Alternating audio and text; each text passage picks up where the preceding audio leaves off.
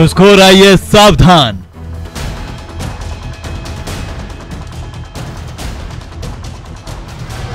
पूजा की कहानी देख लो हिंदुस्तान।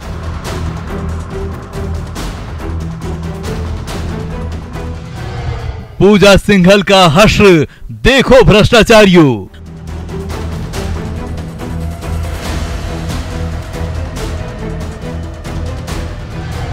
भ्रष्टाचारियों के लिए सबक बनेगी पूजा।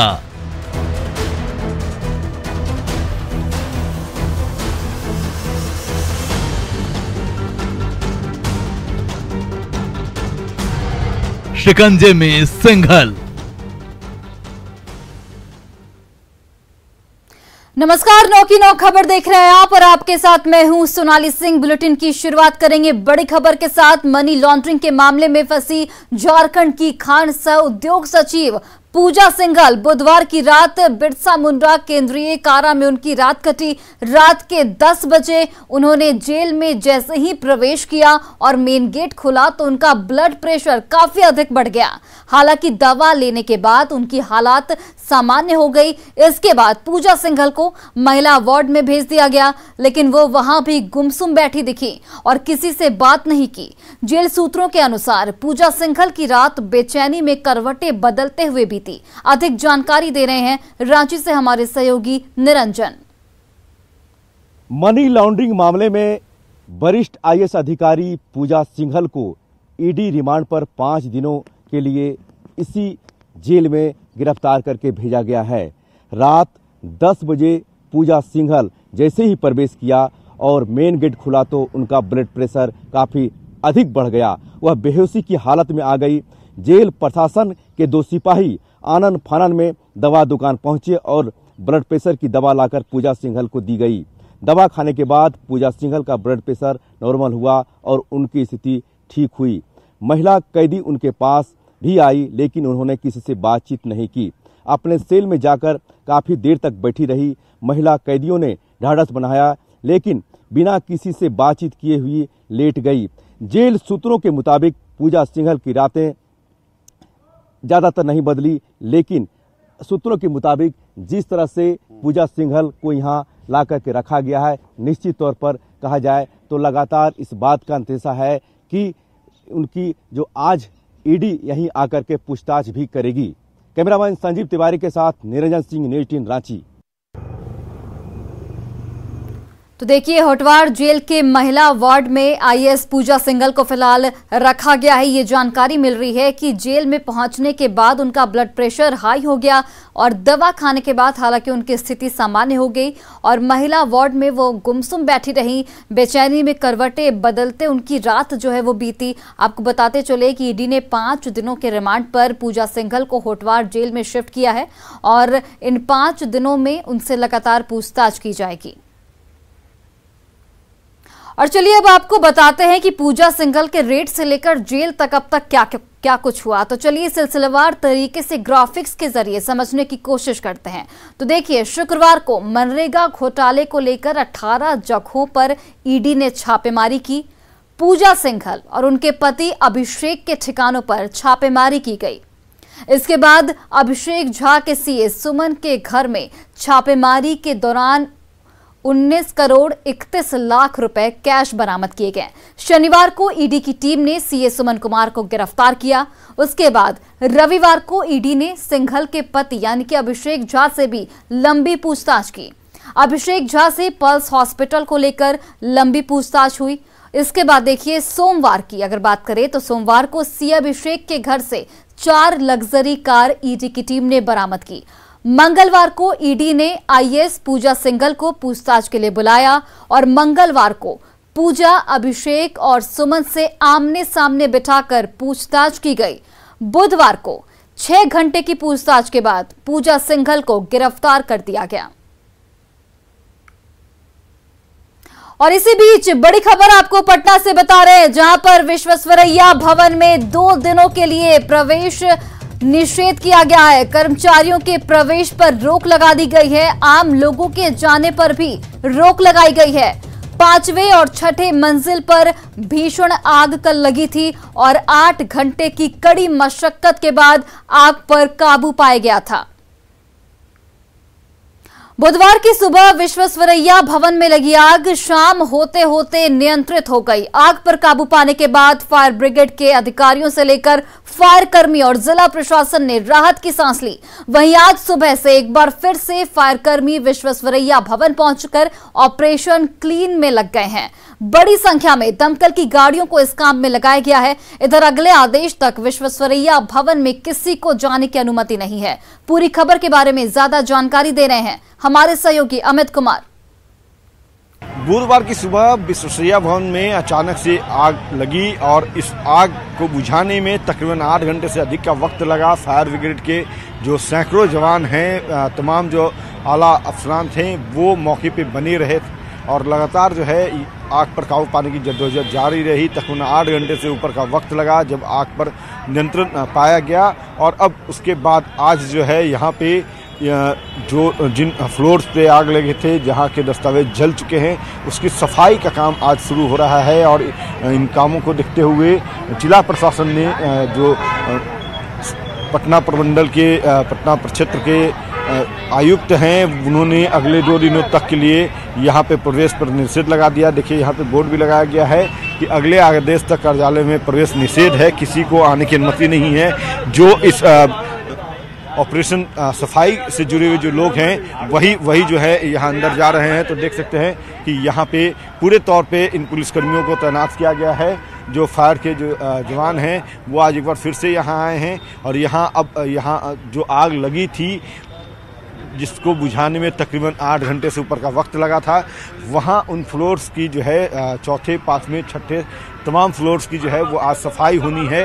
और सफाई करने के बाद जब विधिवत तरीके से इन विभागों के जो विभाग हैं यहाँ पे जहाँ आगजनी की घटना हुई है, आग लगी है जहाँ पे, तो उसको साफ सफाई करने के बाद एक बार पुनः से ऑफिस के स्ट्रक्चर को खड़ा करने के बाद ही यहाँ प्रवेश दिया जाएगा। तो फिलहाल कह सकते हैं कि अगले कुछ दिनों तक विश्वेश्वरैया भवन में कार्यालय जो विभागीय काम जो हुआ करते थे वो मंत्रियों के घर से या अधिकारियों के घर से ही संचालित होंगे। फिलहाल यहाँ पे सफाई और पुनः जो कार्यालय का स्थापना का काम है वो किया जाएगा। कैमरा पर्सन अजय दुबे के साथ अमित कुमार, न्यूज़ 18 पटना। और देखिए, पटना में सरकारी भवनों में आग लगने की घटना कोई नई बात नहीं है। इसके पहले भी सचिवालय सहित कई भवनों में आग लगने की घटना घट चुकी है। हर बार कहा यही जाता है कि शॉर्ट सर्किट की वजह से आग लगी है। विश्वेश्वरैया भवन में आग लगने के बाद पटना के विकास भवन की तस्वीर आपको दिखा रहे हैं संवाददाता शैलेंद्र। हम पटना के विकास भवन की तस्वीर दिखा रहे हैं कि जिस तरीके से देखिए शॉर्ट सर्किट सबसे बड़ी वजह होती है आग लगने की, और विश्वेश्वरैया भवन में भी कहा जा रहा है कि शॉर्ट सर्किट के कारण ही आग लगी है। और यहाँ देखिए किस तरीके से बेतरतीब ढंग से कहा जा सकता है कि यहाँ पर जो बिजली के तार हैं उसकी वायरिंग यहाँ पर आपको दिखाई दे रही है।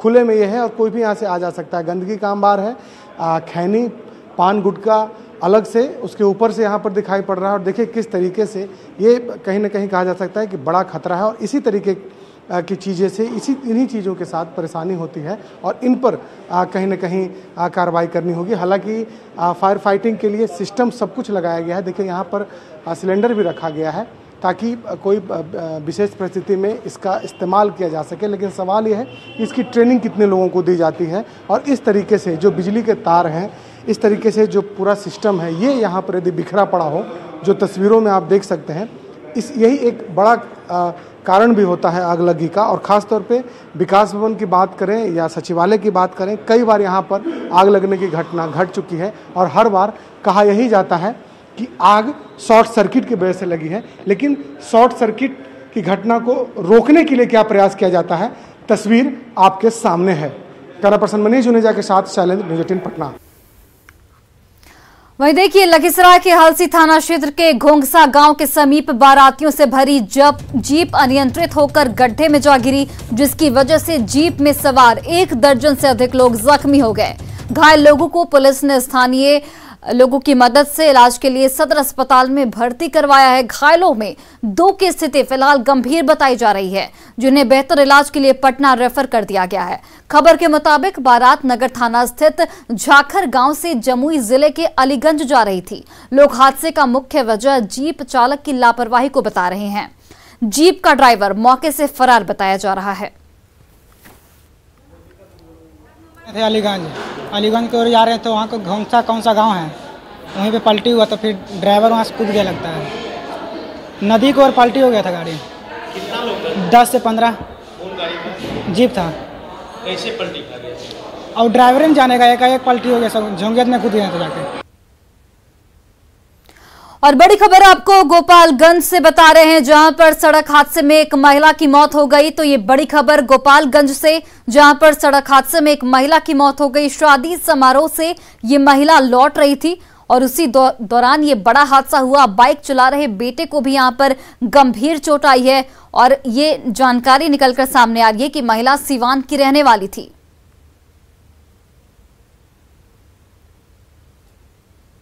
और एक और बड़ी खबर गोपालगंज से सामने आ रही है, जहां पर सदर अस्पताल में 2 साल की बच्ची की मौत के बाद परिजनों ने जमकर हंगामा किया है। परिजनों ने डॉक्टर पर इलाज में लापरवाही बरतने का आरोप लगाया। बताया जा रहा है कि महिला अपने बीमार बच्चे को गोद में लेकर 2 घंटे तक इलाज के लिए भटकती रही, लेकिन किसी डॉक्टर ने बच्चे का इलाज नहीं किया, जिसकी वजह से बच्चे ने दम तोड़ दिया। बच्चे की मौत के बाद आक्रोशित परिजनों ने जमकर बवाल काटा है। डॉक्टर आएंगे और बच्चा डॉक्टर में गए तो उसमें पहले कोई सुना नहीं, लास्ट में जब मतलब ये किए लोग तो जाकर वो डॉक्टर आए। लड़का इमरजेंसी में तो कोई सुन ही नहीं रहा। डॉक्टर आए तो क्या बोला? डॉक्टर आए तो पहले कुछ नहीं, पहले पर्ची बनवा पड़े। हम बोले पहले बच्चे को देख तब पर्ची बनवा दे रहे हैं।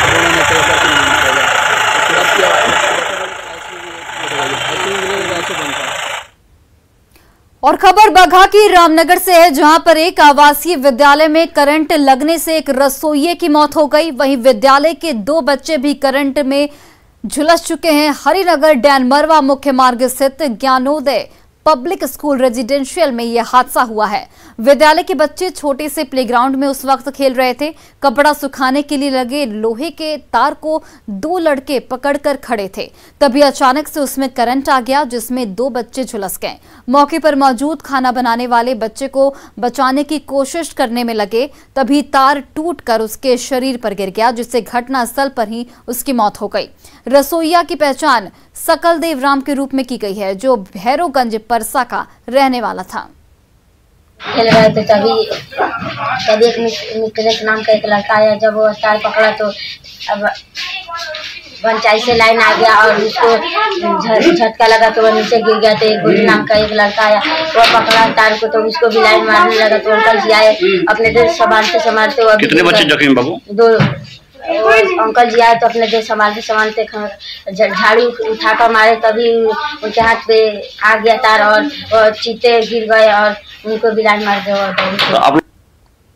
और बिहार में मंदिर के पुजारी और मस्जिद के मौलवी को लेकर एक नया सियासी बवंडर उठ सकता है।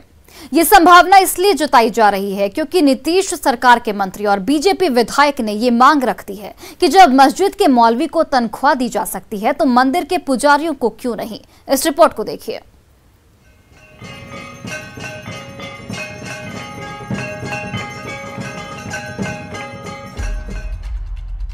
नीतीश सरकार में विधि मंत्री और भाजपा विधायक प्रमोद कुमार ने अजान और हनुमान विवाद के बीच एक और मांग उठाकर सरकार के लिए असहज स्थिति पैदा कर दी है। सरकार के मंत्री कहते हैं कि मंदिर के पुजारियों को भी वेतन दिया जाए। उनकी मांग है कि जैसे भगवान के लिए प्रसाद और भोग की व्यवस्था होती है, वैसे ही उनकी आरती और पूजा अर्चना करने वाले पुजारियों के भी वेतन की व्यवस्था होनी चाहिए। ये जो है ये संचालन समिति के ऊपर डिपेंड है। संचालन समिति इसकी व्यवस्था करके और जो आमदनी होता है उसके हिसाब से उनका व्यय करे। मंथली दे, डेली दे, जैसे दे। जैसे भगवान का प्रसाद भोग होता है उसी तरह भगवान के आरती पूजा अर्चना के लिए ये व्यवस्थित हो। देना चाहिए, निश्चित तौर पर देना चाहिए। देना नहीं चाहिए, निश्चित तौर पर देना चाहिए। दरअसल ये मांग क्यों उठी है, इसे भी समझ लेने की जरूरत है। बिहार में कुल 10,000 मस्जिद हैं और इसमें से बड़ी संख्या में कई मस्जिदों में एक व्यवस्था के तहत नमाज पढ़ाने वाले मौलवी और अजान देने वाले मौजिन को 5,000 से 18,000 रुपए प्रतिमाह वेतन की व्यवस्था है। बिहार के ज्यादातर मस्जिदों के लिए वेतनमान की व्यवस्था सुन्नी वक्फ बोर्ड करता है, जिनको हर साल 2 करोड़ 40 लाख रुपए का अनुदान बिहार सरकार देती है। वो हम लोग 15,000 से लेकर 18,000 रुपये तक उन लोगों को तनख्वाह दे रहे हैं। करीब 5,000 से 7,000 मौजिन को और 15,000 से 18,000 इमाम को। तो आप लोगों को फंड मिलता है? ये करीब करीब हमारे पटना शहर में और कुछ दूसरे स्टेट्स में भी ऐसे हैं जिनको लगभग 100 मस्जिदों को मैं मानदेय देना पड़ता है। वो हम लोग 15,000 से लेकर 18,000 रुपये तक उन लोगों को तनख्वाह दे रहे हैं। जाहिर है कि वक्फ बोर्ड को सरकार की ओर से अनुदान मिलता है। इसके अलावा वक्फ बोर्ड को अपने संसाधनों में काफी पैसा मिलता है, जिससे वो मौलवी और इमामों का वेतन सुनिश्चित करता है। लेकिन अब बीजेपी ने मंदिर के पुजारियों को वेतन देने की मांग उठाकर इस मुद्दे को राजनीतिक रंग दे दिया है। निश्चित रूप से मंदिर के भी पुजारियों को तनख्वाह देना चाहिए, क्योंकि वो भी दिन रात समाज के एकीकरण में लगे रहते हैं। लेकिन यहाँ तो आप देखिएगा कि कब्रिस्तान की चिंता है, यहाँ देखिएगा आप कि मदरसा की चिंता है, लेकिन संस्कृति स्कूल की चिंता नहीं है, श्मशान की चिंता नहीं। आपको बता दें कि प्रदेश में धार्मिक न्यास बोर्ड के तहत 4,000 मंदिर रजिस्टर्ड हैं और करीब इतने ही मंदिरों के निबंधन की प्रक्रिया चल रही है। ऐसे में इन मंदिरों के पुजारियों और सेवादारों की चिंता भी अब शुरू हो गई है, जिन पर अब तक किसी का ध्यान नहीं गया। सवाल ये है कि क्या इस चिंता का कोई निर्णायक नतीजा निकलेगा या मामला शुद्ध राजनीति से ज्यादा और कुछ नहीं है। न्यूज़ 18 के लिए पटना से आनंद अमृतराज की रिपोर्ट। और राज्य के सबसे बड़े अस्पताल रिम्स ने एक बार फिर से शर्मसार कर दिया है। यहां गर्भवती महिला को स्ट्रेचर से खींचकर अस्पताल के 4थे तल्ले पर पहुंचाया गया। दरअसल रिम्स में कुछ दिनों से लिफ्ट बंद है, जिस वजह से अस्पताल में मरीजों को फ्लोर पर स्ट्रेचर के सहारे रैंप से लाया जा रहा है। आप इन तस्वीरों को देखिए, किस तरीके से जल्दबाजी में जैसे तैसे गर्भवती महिला को डिलीवरी के लिए लाया जा रहा है। वहीं दूसरे मरीज जिनके पैर जख्मी हैं और उनको इलाज के लिए ऊपर लाया जा रहा है। यहाँ न ट्रॉली की व्यवस्था है, न ट्रॉली मैन है और न लिफ्ट की सुविधा है। ये पीड़ा अस्पताल में अब कोई नई बात नहीं। रिम्स पीआरओ ने खाना पूर्ति के लिए अपना जवाब तो दे दिया, लेकिन बड़ा सवाल यहाँ पर यह है कि लोगों को आखिर लिफ्ट की सुविधा कब तक मिलेगी। प्रबंधन के जानकारी में ये बात है या नहीं है मैं नहीं कह सकता, लेकिन मेरे जानकारी में नहीं है अभी। और आपके द्वारा जो पता चला है कि इस तरह का लिफ्ट बंद है, तो कुछ टेक्निकल प्रॉब्लम होगा, जैसे चलते लिफ्ट बंद होगा। 2-3 दिन से लिफ्ट बंद है तो ज़रूर उसको मरम्मत करने की प्रक्रिया शुरू की गई होगी और हम समझते हैं कि वो जल्द ही ठीक कर दिया जाएगा। अपना पत्नी को। कहाँ से आए? तोरपा से। क्या नाम है? रोशनी बरला है। कैसे लेके आए हैं? निकाल के लाए हैं। लिफ्ट बंद है? बंद था। क्या बंद था भैया? लिफ्ट बंद। तो कैसे धक्का मार के लाए हैं? हाँ हाँ। बच्चे लोग कैसे टान के ले जा रहे हैं? हमारे अपने बच्चे हैं। लिफ्ट न रिम्स का कोई स्टाफ है, न कुछ भी है, कोई बताने वाला भी नहीं मिला हमको कि किधर से जाना है। कभी पानी बंद तो कभी लिफ्ट बंद हो जा रहा है। अब तो मैं तो आज पहली दफा आया हूँ। हाँ। मेरे को क्या पता। आपको क्या क्या परेशानी मिला? परेशानी यही देख रहे हैं आप, जो परेशानी है, हम टान के बच्चे हमारे लेके जा रहे हैं। परेशानी मैम ऐसा है कि हम सुबह से कम 5 से 6 मरतबा बाहर आना जाना हो चुका है और 4 तल्ला चढ़ना है, और फिर इसका 4 तल्ला और फिर इसका जो बाहर निकलने का जो डिफरेंस है बहुत दूरी है, और ऊंचाई चढ़ना भी है उतरना भी है। राज्य के सबसे बड़े सरकारी अस्पताल रिम्स की बदहाली देखिए। रिम्स का ये 4था तल्ला है, जहाँ पे सबसे महत्वपूर्ण लेबर वार्ड है, जहाँ पर सारी गर्भवती महिलाएं आती हैं, और रिम्स है तो जाहिर है कि यहाँ पर पेशेंट का जो लोड है वो भी बहुत ज़्यादा होगा। लेबर रूम यहाँ पर 4थे तल्ले में है, जो कि सबसे ऊंचा तल्ला इस पूरे बिल्डिंग का है। लेकिन सबसे अहम बात यहाँ पर यह है कि ठीक मेरे पीछे जो लिफ्ट है वो कई दिनों से ख़राब चल रहा है, जिसके वजह से जो प्रेग्नेंट महिलाएं हैं वो यहाँ पर लिफ्ट के माध्यम से नहीं आ पाती हैं। रैंप से उन्हें किसी तरह स्ट्रेचर पर घसीट कर 4थे तल्ले तक लाना पड़ता है, जो सीधा सीधा उनके जान के ऊपर जोखिम है। अभी तक अस्पताल प्रबंधन ने इसको लेकर संज्ञान नहीं लिया है। कई मरीज जो हैं अपने लेटर के स्टेज पर यहाँ पर लाए जाते हैं और काफ़ी ज़्यादा उनको परेशानी झेलनी पड़ती है। सीधा सीधा उनके लिए बहुत बड़ी चुनौती है इस गर्मी में चौथे तल्ले तक प्रेग्नेंट औरतों को यहाँ तक लाना। रूपाल त्रिपाठी की रिपोर्ट, न्यूज़ 18 रांची। और फिलहाल इस बुलेटिन में बस इतना ही। आप देखते रहिए न्यूज़ 18 बिहार झारखंड।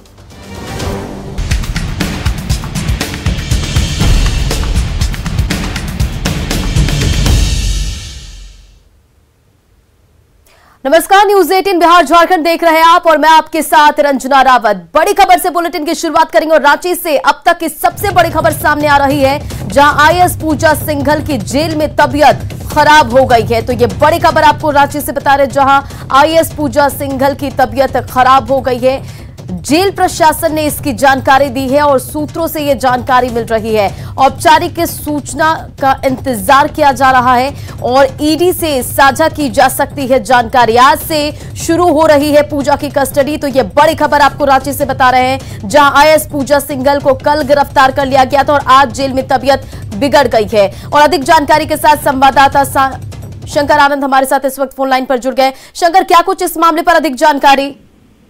देखिए, कल जब पूजा सिंघल को गिरफ्तार करने के बाद कल जब रात में जेल भेजा गया था और कल रात में सिर्फ रात भर के लिए जब जेल भेजा गया तो उस वक्त में जेल पहुंचने के बाद वो काफी उनकी तबीयत जो है वो खराब हो गई थी। और वो इस मामले में जो हमारे सूत्र बताते हैं जेल प्रशासन के, उनका कहना था कि वो परेशानी की वजह से वो थोड़ा सा कई बार होता है कि जब ऐसा सोचते आदमी की तबीयत खराब हो जाती है, बीपी बढ़ जाता है। वो सामान्य सी प्रक्रिया थी, बहुत ज्यादा कोई सीरियस ऐसा मामला नहीं था। लेकिन उसके बाद डॉक्टरों के द्वारा उचित सलाह और मेडिसिन जो है वो दिया गया और उसके बाद उनकी तबीयत ठीक हो गई है। तो आज अभी का जो एक अपडेट है, अभी थोड़ी देर पहले ही हमारे सूत्र ने इस मामले को कंफर्म किया है कि अभी फिलहाल आईएएस पूजा सिंघल उनकी तबीयत बिल्कुल सही है, नॉर्मल है। लेकिन एक और महत्वपूर्ण जानकारी देना चाहेंगे, जब अब उनकी तबीयत ठीक हो चुकी है और वो नॉर्मल है तो आज ईडी की कस्टडी में पूजा सिंघल को लाया जाएगा। आज ईडी के अधिकारी जाएंगे और जेल से लेकर अपने साथ में कस्टडी में लेकर आएंगे और अगले 5 दिनों तक उससे पूछताछ की जाएगी। पूछताछ इस मामले को लेकर होगी। जिस तरह से चार्टर्ड अकाउंटेंट सुमन कुमार का स्टेटमेंट, काफी महत्वपूर्ण स्टेटमेंट उसके द्वारा दिया गया है। इसके साथ ही अभिषेक झा जो उनके पति हैं, उनके द्वारा जो स्टेटमेंट अब तक दर्ज हुआ है उसके आधार पर आगे से पूछताछ होगी। यानी कि अगला जो 5 दिन है वो 5 दिन काफी उनके लिए जो है काफी मुश्किल भरा हो सकता है, क्योंकि जब सवाल जवाब किया जाएगा तो उनकी जो है परेशानियां और भी बढ़ सकती हैं। इसी पर सवाल जवाब जब किया जाएगा तो उनसे जानकारियां मांगी जाएंगी, क्योंकि अभी तक इस मामले में ईडी के पास काफी महत्वपूर्ण सबूत, काफी महत्वपूर्ण दस्तावेज और कई अन्य आरोपियों के जो स्टेटमेंट है वो ईडी के पास आ चुके हैं और उसी के आधार पर आगे का पूछताछ किया जाएगा। और पूछताछ की जो प्रक्रिया होती है, मैं उसको भी बताना चाहूंगा कि ये तमाम पूछताछ की प्रक्रिया लिखित तौर पे होती है। जो सवाल जवाब होता है, जो सवाल पूछे जाते हैं उसका लिखित तौर पे आपको जवाब देना होता है और जवाब देने के बाद हर पन्ने के बाद आखिरी में जब स्टेटमेंट आपका कंप्लीट होता है तो उसके नीचे आप साइन करते हैं कि ये बयान जो है हमने अपने होश आवाज में दिया है और उसके बाद हस्ताक्षर किया जाता है। तो ये पूछताछ की जो प्रक्रिया है, ये प्रक्रिया से 5 दिन तक पूजा सिंघल को गुजरना होगा और उसके बाद कोर्ट में फिर पेश करने के बाद आगे की रिमांड की जो प्रक्रिया है वो ईडी के द्वारा की जा सकती है। तो एक तरह से कह सकते हैं कि जो तबियत खराब होने वाली बातें आई थी इस हमारे नेतृत्व के द्वारा, उसमें ये अपडेट आया है। उस मामले में महत्वपूर्ण जानकारी मिली है कि वो अचानक जिस तरह से गिरफ्तारी होने के बाद एक मानसिक तौर पर जिस तरह से परेशानी होती है, उसी के वजह से उनका बीपी बढ़ गया था और वो काफी परेशान हो गई थी। लेकिन अभी उनकी तबियत पूर्ण तौर पर सही है। चलिए आनंद, तो ये अहम जानकारी, जहां उनकी तबीयत बिगड़ी थी लेकिन अब उनकी तबीयत ठीक है। चलिए, इन तमाम जानकारियों के लिए बहुत बहुत शुक्रिया आनंद।